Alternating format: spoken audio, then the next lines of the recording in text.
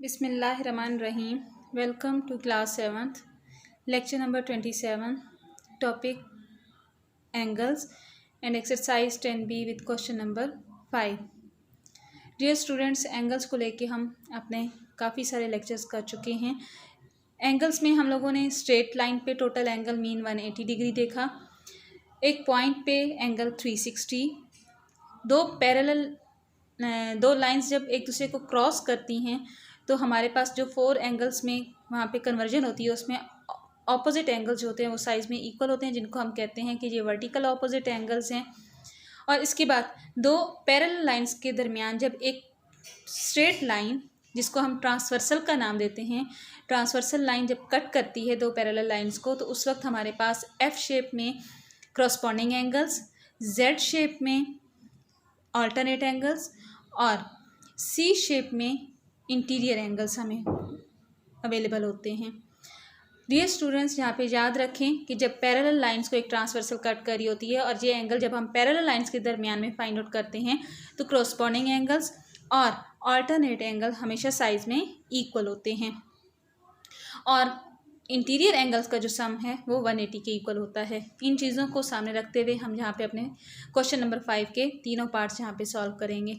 Dear student, यहाँ पे याद रखिएगा कि हम क्वेश्चन 5 का जो बी पार्ट है इसके मैं सिर्फ आप लोगों को हिंट दूंगी जहाँ पे आप लोगों के उसके लिए, लेकिन आप लोगों ने इसको फर्दर आगे ज़रूर सॉल्व करना है। तो क्वेश्चन नंबर 5 का जो ए पार्ट है आप यहाँ पे देखें, क्वेश्चन नंबर 4 के जो पहले हमने बाकी पार्ट सॉल्व किए थे सेम एज इट इज़ है।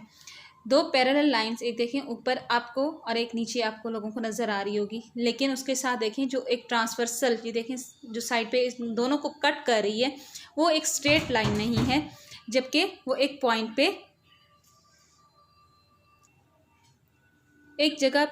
पे ये बेंड हो रही है, जिसकी वजह से ये है कि जहाँ पे जो इस पॉइंट पे एंगल बन रहा है 92 डिग्री वो दो पार्ट्स में डिस्ट्रीब्यूट हो गया है।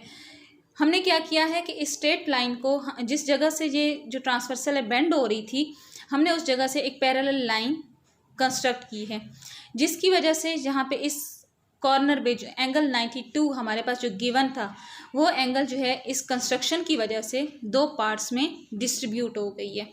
याद रखें बच्चों कि मैंने यहाँ पे दो पार्ट्स में डिस्ट्रीब्यूशन का वर्ड चूज़ किया है, 2 इक्वल पार्ट्स में डिस्ट्रीब्यूशन का वर्ड चूज़ नहीं किया है, क्योंकि हमें ये नहीं पता कि ऊपर वाली ये ट्रांसवर्सल और नीचे वाली ट्रांसवर्सल साइज़ में कितनी है। अगर तो ये साइज़ में इक्वल होती है तो फिर तो हम इक्वल का वर्ड चूज़ करते हैं, क्योंकि हमें ये चीज़ हमें गिवन नहीं है, इसलिए हम ये नहीं कह सकते कि ये ऊपर वाला पार्ट और नीचे वाला पार्ट साइज़ में इक्वल होगा।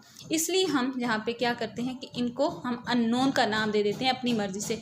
क्योंकि हमारे क्वेश्चन में ऑलरेडी एक ए अननोन है, इसलिए हम इसको थोड़ा डिफरेंट सा नाम देंगे और मैंने इसको यहाँ पे एक्स और वाई का नाम दे दिया है।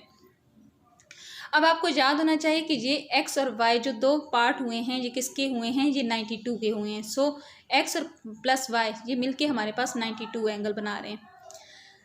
यहाँ पे देखिए ऊपर वाली लाइन और नीचे वाली लाइन इसके दरमियान में ये सी शेप बन रही है, मीन जो इंटीरियर एंगल को शो करेगी ए और एक्स एंगल के साथ। इसी तरह से ये इंटीरियर लाइन पैरेलल लाइन और ये पैरेलल लाइन के साथ यहाँ पे y और 128 जो है इंटीरियर एंगल्स बना रहे हैं।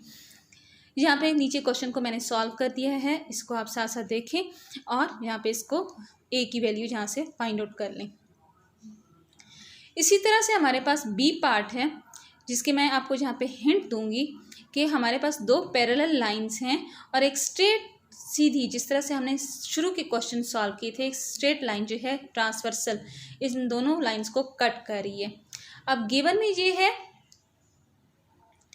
कि हमारे पास अगर इस तरह से ये पार्ट यहाँ पे अगर गिवन होता तो हम सीधा सीधा यहाँ पे इस तरह से करके यहाँ पे जी शेप बना लेते तो हमारे पास ये ऑल्टरनेट डायरेक्ट इक्वल चले जाते, लेकिन चूंकि ये बाहर की तरफ एक एक्सटीरियर एंगल है, इसलिए हम सबसे पहले ये मैंने रेड किया हुआ है कि जहाँ पे एक और अननोन मैंने एंगल लिख लिया इसको ए के नाम से, और फिर हम हिंट ये है कि ए को हम 2b-2 इसको वर्टिकल ऑपोजिट यानी इसको वर्टिकल ऑपोजिट करके अंदर की तरफ ले जाएंगे और फिर हम इस ए के एंगल को और 4b-10 को हम इंटीरियर एंगल्स के साथ 180 डिग्री इक्वल करके हम इसको फर्दर सॉल्व कर लेंगे।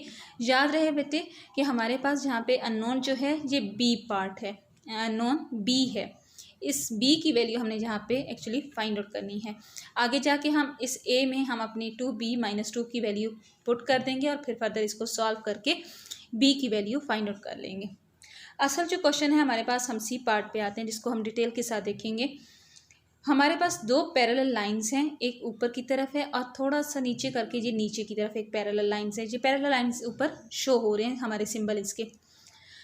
डियर स्टूडेंट, यहाँ पे देखें कि एक ट्रांसवर्सल जो इस लाइन को जहाँ पे ऊपर वाली पैरेलल लाइन को कट करते करते जहाँ नीचे तक आई है, एक जगह से जहाँ पे बेंड हुई है और फिर ये बेंड होके जहाँ पे दूसरे पॉइंट पे फिर से ये बेंड होके वापस दूसरी पैरेलल लाइन की तरफ गई है। मीन ये जो ट्रांसवर्सल जहाँ पे आप लोगों को दो पैरेलल लाइंस को टच करती हुई जो नज़र आ रही है, ये स्ट्रेट लाइन नहीं है बल्कि बेंड हो गई है और बेंड भी ये दो जगह से जी इसने अपना रास्ता चेंज किया है। तो जिस तरह से हमने यहाँ पे बाकी पार्ट्स में ए पार्ट और इससे पहले जो क्वेश्चन नंबर 4 हमने सॉल्व किया था उनमें भी हमने इसी तरह से किया था कि ये ट्रांसवर्सल जिस जगह से बेंड होगी, जिस जगह से ये अपना रास्ता चेंज करेगी, हम उसी जगह से अपनी एक नई पैरेलल लाइन जो ऊपर और नीचे वाली लाइंस के पैरेलल होंगी, बिल्कुल स्ट्रेट लाइन जो हैं वो हम कंस्ट्रक्ट कर लेंगे। अब ऐसे ही हमने दो जगह से इसमें से पैरेलल लाइंस कंस्ट्रक्ट की हैं, एक इस पॉइंट से दूसरा इस पॉइंट से। तो करना हुआ क्या कि जब ये पैरेलल लाइंस हमने कंस्ट्रक्ट की हैं तो इस वजह से हमारे पास जो एंगल 94 है इसके भी दो पार्ट हो गए हैं। क्योंकि ऊपर वाली लाइन बड़ी है और नीचे वाली लाइन छोटी है, इसलिए हमें ये एक्स और वाई इक्वल साइज में नहीं मिलेंगे। इसी तरह से जब हम नीचे वाले पार्ट को यहाँ से इस पॉइंट से पैरेलल लाइन निकालेंगे तो जहाँ से जो एंगल हमें मालूम था वो था सी एंगल। उस सी एंगल के दो हिस्से हो गए हैं। ऊपर वाला पार्ट जो है वो C1 में चला जाएगा, नीचे वाला पार्ट C2 में चला जाएगा। क्योंकि इसमें भी देखें ऊपर वाली लाइन और नीचे वाली लाइन, ये ऊपर वाली और ये नीचे वाली ट्रांसवर्सल जो है इसका साइज़ डिफरेंट है, तो इस वजह से इन एंगल्स का साइज़ भी डिफरेंट होगा। अब यहाँ पे देखें आप लोगों को रेड कलर में नज़र आएगी कि ये अब ये यहाँ पे आपको 4 पैरेलल लाइंस नज़र आएंगी। पहली दो पैरेलल लाइंस में देखें x और 28 आपको जी शेप बनाते हुए नज़र आएंगे। तो हमने x को डायरेक्ट अल्टरनेट कर दिए 28 डिग्री के साथ, जी शेप के साथ। सेकंड पैरेलल लाइन और थर्ड पैरेलल लाइन में y और C1 आपको C शेप बनाते हुए नज़र आ रहे हैं, जिसमें मैंने y और C1 को 180 डिग्री के लिए इक्वल कर दिया है इंटीरियर एंगल्स में। जहाँ से मैंने C1 की वैल्यू फाइंड आउट की है कि 180 में से y की वैल्यू, मीन ये जो x और y मिलके 94 बना रहे थे, चूँकि x की वैल्यू जहाँ से फाइंड आउट हो चुकी है तो हम y की वैल्यू भी निकाल लेंगे 66 डिग्री की। अब y और C1 जो है 180 डिग्री बना रहे हैं मिलके, तो C1 हम फाइंड आउट कर लेते हैं। चूँकि y की वैल्यू हमें 66 डिग्री यहाँ से फाइंड आउट हो चुकी है तो हम 180 में से इसको माइनस कर लेंगे और हमारे पास आंसर C1 का आ जाएगा।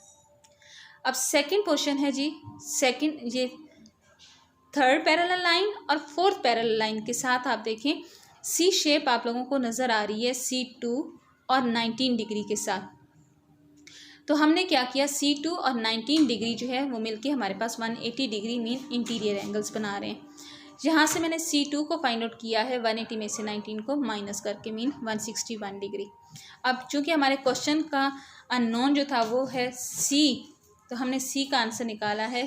क्योंकि ये C1 और C2 इस C के ही दो पोर्शन थे तो हमने इन दोनों को ऐड कर दिया है और जहाँ से C की वैल्यू फाइंड आउट कर ली है। डियर स्टूडेंट्स, A पार्ट और C पार्ट को एक दफ़ा फिर से रिटन प्रैक्टिस में ज़रूर लाइएगा। और रहा B क्वेश्चन, तो B क्वेश्चन को इसको आगे फर्दर आप लोगों ने ज़रूर सॉल्व करना है। ये सिर्फ जहाँ पे हिंट लिखे हुए हैं आप लोगों को मैंने आपकी सहूलत के लिए मैंने जहाँ पे लगा दिए, बाकी इसको फर्दर आगे आप ज़रूर सॉल्व कीजिएगा। Thank you.